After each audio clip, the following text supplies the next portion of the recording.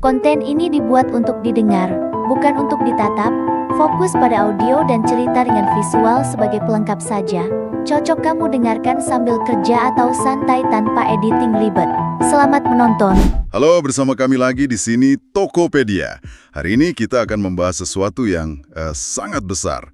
Kita akan kembali ke akhir 2025 dan awal 2026 di Minneapolis.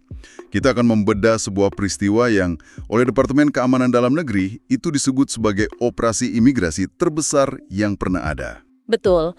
Misi kita hari ini adalah untuk memahami bagaimana sebuah operasi penegakan hukum, imigrasi bisa bereskalasi begitu cepat. Menjadi krisis nasional. Tepat.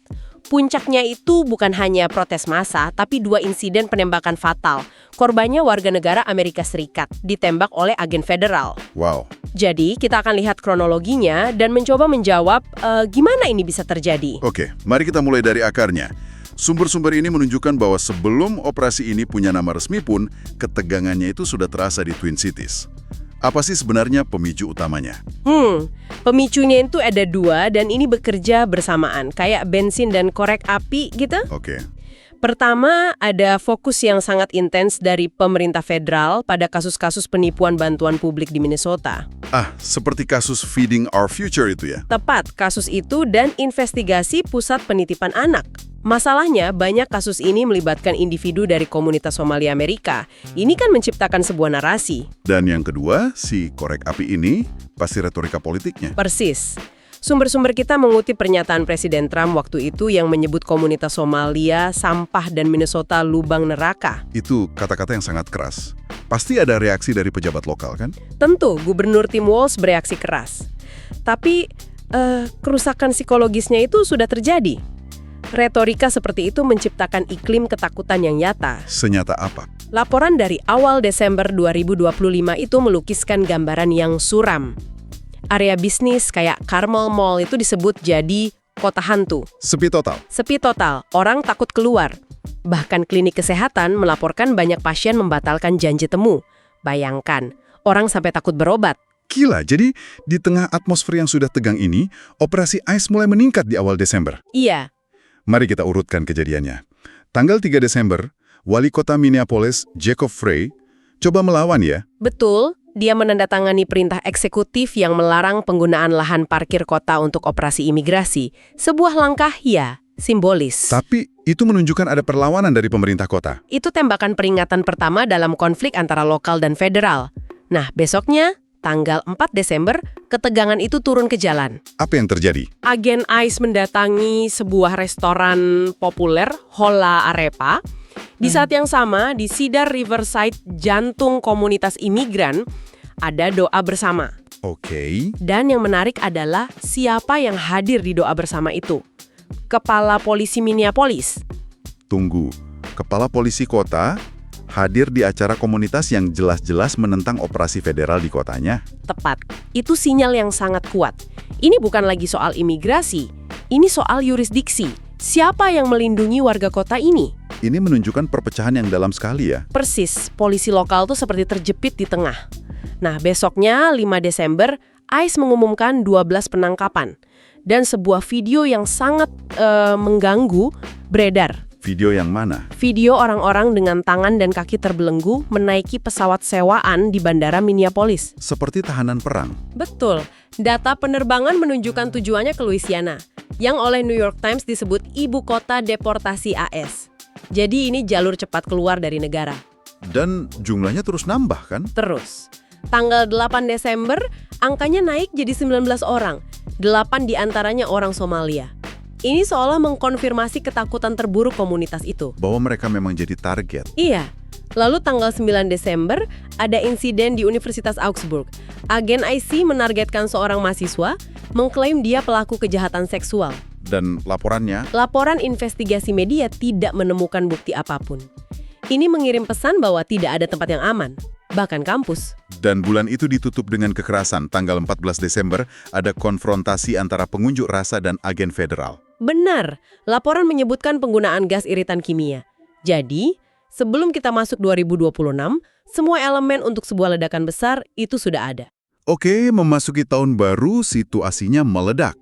Awal Januari 2026, operasi ini dapat nama resmi, Operation Metro Search. Namanya saja sudah terdengar seperti operasi militer. Dan skalanya, ini yang mengejutkan. Sangat mengejutkan. Antara 2.000 sampai 3.000 agen federal dikerahkan ke Twin Cities. 2 sampai 3.000. Iya, dari ICE, HSI, dan CBP. Sebagai perbandingan, jumlah polisi Minneapolis itu cuma sekitar 600 orang. Jadi, agen federal 5 kali lebih banyak dari polisi lokal. Lebih, ini sudah terasa seperti pendudukan. Bahkan pejabat tinggi ikut turun tangan kan?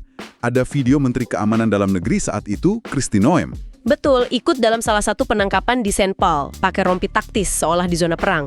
Tapi di tengah semua itu, ada 2 peristiwa yang menjadi titik balik. 2 penembakan fatal. Ya, dan korbannya bukan imigran, tapi warga negara Amerika. Tanggal 7 Januari, agen ICE menembak mati Renee Good, perempuan 37 tahun. Di dalam mobilnya kan? Di dalam mobilnya. Kematiannya memicu kemarahan nasional. Cerita ini berubah total. Operasi ini sudah memakan korban warga negara sendiri. Dan seolah belum cukup, itu terjadi lagi. Kurang dari 3 minggu kemudian, 25 Januari, agen patroli perbatasan menembak mati Alex Pretty, juga warga negara AS, usia 37 tahun. 2 warga Amerika, usia sama, tewas di tangan agen federal dalam sebulan. Apa dampak langsungnya? Protes massa meletus di seluruh negara bagian. Analisis dari ACLED menunjukkan sesuatu yang belum pernah terjadi. Apa itu? Hampir 30% dari semua demonstrasi terkait migrasi di Minnesota saat itu melibatkan konfrontasi fisik. 30%? Itu angka yang sangat tinggi. Dimanapun, agen dilaporkan rutin pakai gas air mata dan peluru merica. Minneapolis jadi titik didih nasional. Nah, melihat skala kekerasan ini, pertanyaannya, apa yang berubah? Kenapa jadi seagresif ini? Ini pasti datang dari atas, kan? Tepat sekali. Ini adalah perubahan filosofi yang radikal. Kita beralih dari sistem prioritas penegakan yang lama. Yang fokusnya ke penjahat kelas berat gitu ya? Betul, fokus ke mereka yang punya catatan kriminal berat, teroris, dan semacamnya. Nah, kebijakan baru ini disebut penegakan buta atau blind enforcement. Penegakan buta. Jadi artinya, seorang nenek yang sudah tinggal di sini 20 tahun tanpa catatan kriminal, prioritas penangkapannya sama dengan anggota geng. Pertanyaan Anda langsung ke jantung masalahnya. Ya, secara teori begitu cara kerjanya. Setiap imigran tanpa dokumen adalah target. Titik. Ikatan keluarga, kontribusi ke komunitas, itu semua tidak relevan lagi. Tidak lagi relevan.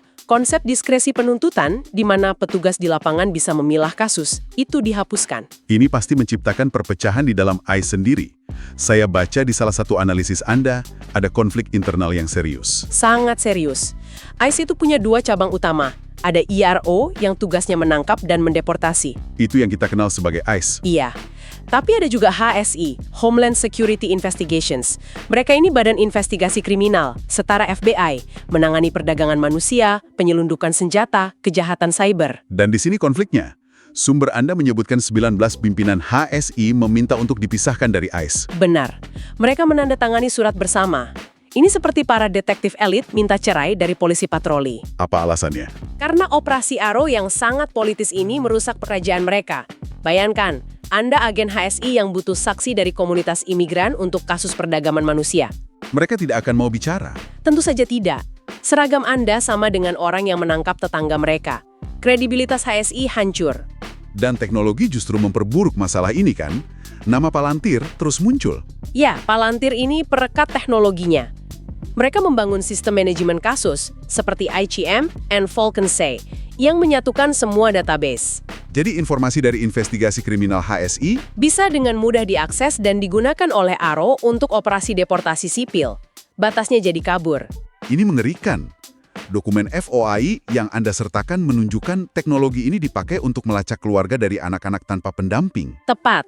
Data yang seharusnya untuk perlindungan malah dipakai untuk penegakan. Selain teknologi, mereka juga pakai instrumen hukum yang sudah sangat tua. Betul. Mereka mengaktifkan kembali Alien Enemies Act tahun 1798. 1798? Iya, undang-undang dari era perang dengan Prancis. Ini memungkinkan deportasi tanpa proses pengadilan sama sekali. Tujuannya jelas, untuk mempercepat proses dengan mengabaikan hak-hak hukum. Mari kita bicarakan dampaknya. Ini kan jauh melampaui mereka yang ditangkap, apa dampak kemanusiaannya? Para peneliti menyebutnya chilling effect atau efek gentar. Tapi kata itu terlalu klinis. Ini lebih seperti efek melumpuhkan. Melumpuhkan bagaimana? Keluarga imigran, bahkan yang statusnya legal atau warga negara AS, menjadi sangat takut berinteraksi dengan institusi publik. Jadi mereka jadi takut ke sekolah, ke rumah sakit. Tepat sekali, angka ketidakhadiran siswa di sekolah melonjak. Sebuah survei menemukan 30–44% orang dewasa di keluarga imigran takut pergi ke dokter. Konsekuensi kesehatan publiknya saja sudah sangat besar. Sangat besar. Lalu, dampak ekonominya. Narasi yang sering kita dengarkan, deportasi itu baik untuk ekonomi. Apa kata data? Data membantah narasi itu. Justru sebaliknya. Secara makro, deportasi massal diperkirakan bisa menurunkan PDB AS sebesar 7,4%. 7,4%. Itu lebih buruk dari resesi hebat 2008? Jauh lebih buruk. Dan analisis yang sama memproyeksikan ini justru akan menghilangkan 2,6 juta pekerjaan bagi pekerja kelahiran AS. Kenapa begitu? Karena runtuhnya seluruh industri yang bergantung pada tenaga kerja imigran, seperti pertanian dan konstruksi. Oke, jadi ada yang rugi besar. Tapi pasti ada yang diuntungkan dari situasi ini kan? Tentu, perusahaan penjara swasta yang mengelola pusat penahanan, seperti Geo Group dan CoreCivic, melaporkan pendapatan yang luar biasa. Dan perusahaan teknologi. Tentu saja, Palantir. Kontrak mereka dengan pemerintah bernilai miliaran dolar. Jadi, sementara ekonomi lokal menderita, industri penahanan dan pengawasan ini justru meledak. Dan ini semua terjadi dalam konteks politik yang sangat panas. Ini adalah strategi elektoral menjelang pemilu setelah 2026. Jelas sekali, tujuannya memobilisasi basis pemilih anti-imigrasi. Tapi ada efek sebaliknya.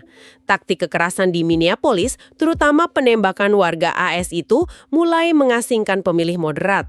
Di sini kita lihat benturan langsung antara pemerintah pusat dan daerah ya. Benar. Puncaknya ketika Departemen Kehakiman mengeluarkan subpena untuk pejabat-pejabat Demokrat di Minnesota, menuduh mereka menghalangi operasi federal. Wow, jadi ini jadi adu kuat soal siapa yang berdaulat di jalanan Minneapolis. Persis.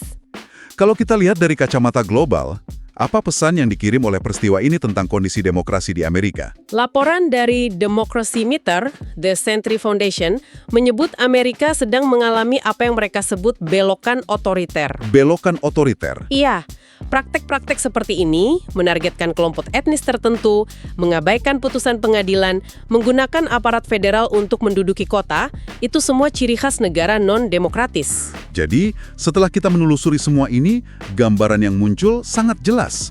Apa yang terjadi di Minneapolis ini puncak dari kombinasi berbahaya, kebijakan yang agresif, retorika yang memecah belah, dan penggunaan teknologi tanpa batas. Benar, ini bukan lagi cuma cerita tentang imigrasi. Bukan, ini tentang konflik fundamental antara tingkat pemerintahan, kesehatan demokrasi kita, dan dampak nyata pada kehidupan manusia. Dan peristiwa ini pada akhirnya meninggalkan satu pertanyaan mendasar untuk kita semua renungkan. Apa itu? Ketika penegakan hukum tidak lagi membedakan antara pelanggaran administratif dengan ancaman keamanan nasional, dan bahkan warga negara sendiri menjadi korban, di mana kita sebagai masyarakat harus menarik garis batas. Garis antara kedaulatan negara dan perlindungan hak asasi manusia yang paling dasar. Tepat. Terima kasih sudah mendengarkan. Jangan lupa untuk klik like dan subscribe, serta tulis pendapatmu di kolom komentar.